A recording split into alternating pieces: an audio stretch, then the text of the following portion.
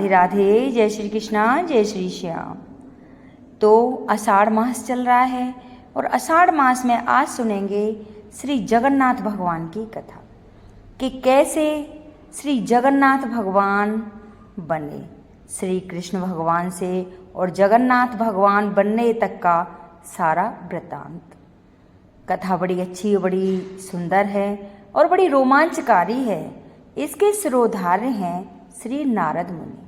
नारद मुनि ने ये सब अपनी आंखों से देखा था और तब श्री कृष्ण भगवान से प्रार्थना की थी कि हे प्रभु, यही रूप कली काल में सभी भक्तों को दर्शन के लिए मिले, मेरी यह बड़ी इच्छा है। तब भगवान ने कहा था कि नारद मुनि, आपकी इच्छा है तो आपकी इच्छा की पूर्ति अवश्य होगी। कलयुग में सभी भक्त मेरे इसी रूप का दर्शन करेंगे। तो कथा प्रारंभ करते हैं। कथा प्रारंभ करने से पहले सभी माता बहनों से अनुरोध है कि कमेंट बॉक्स में जय जगन्नाथ भगवान की जरूर लिखें। अगर चैनल पर नए आए हों तो कृपया सब्सक्राइब कर लें, नहीं तो एक लाइक तो बनता है। बोलिए जगन्नाथ भगवान की जय। एक बार भगवान श्री कृष्ण सो रहे थे और निद्रावस्था में उनके मुख से राधा जी का नाम निकला। पटरानियों को लगा कि वह प्रभु की इतनी सेवा करती हैं, परंतु प्रभु सबसे ज़्यादा राधा रानी जी को ही स्मरण करते रहते हैं। रुक्मणी जी एवं अन्य रानियों ने रोहिणी जी से राधा रानी और श्री कृष्ण भगवान के प्रेम व ब्रज लीलाओं का वर्णन करने की प्रार्थना की। माता ने कथा सुनाने की हामी तो भर दी, लेकिन यह भी कहा कि श्री कृष्ण व बलराम को इसकी भनक भी ना मिली। तय हुआ कि सभी रानियों को रोहिणी जी एक गुप्त स्थान पर कथा सुनाएंगी, वहां कोई और ना आए, इसके लिए सुभद्रा जी को पहरा देने के लिए मना लिया गया।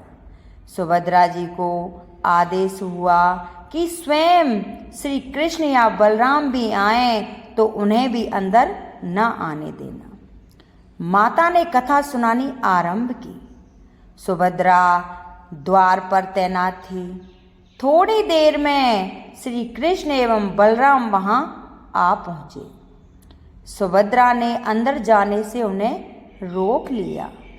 इसके बाद भगवान श्री कृष्ण को कुछ संदेह हुआ।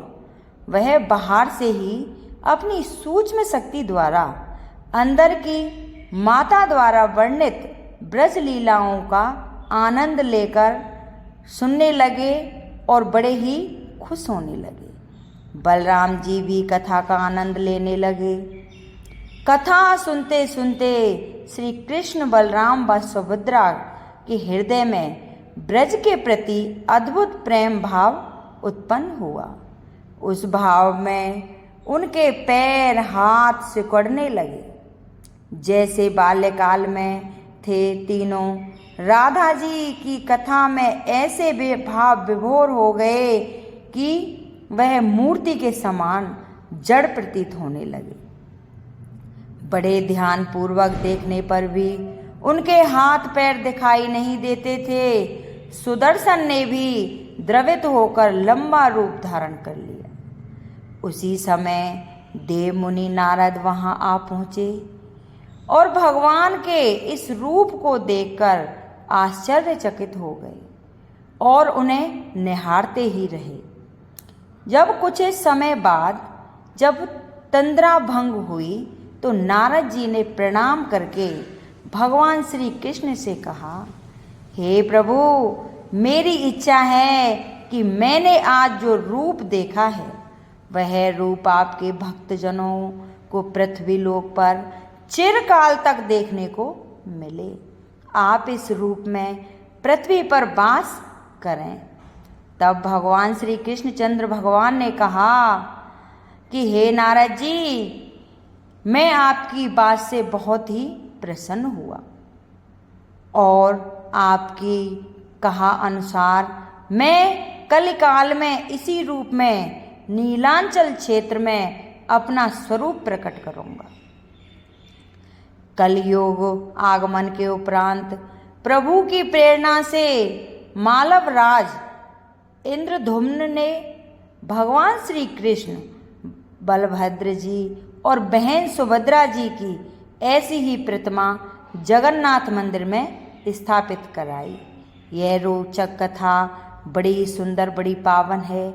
अगर कोई इंसान इसको सुनता है, उसकी सारी मनोकामना पूर्ण होती हैं और भगवान के प्रति उसका प्रेम भाव और भी बढ़ जाता है। क्योंकि ब्रजधाम की जो लीला है श्री कृष्ण भगवान और श्री राधा रानी की, वो अथाह है, ना तो वर्णित की जाती है और ना ही उसका कोई अंत है, ना आदि ना अंत ना मध्य। ऐसी लीलाओं को अगर कोई इंसान सुनता है तो उनकी सभी मनोकामना पूर्ण हो जाती हैं।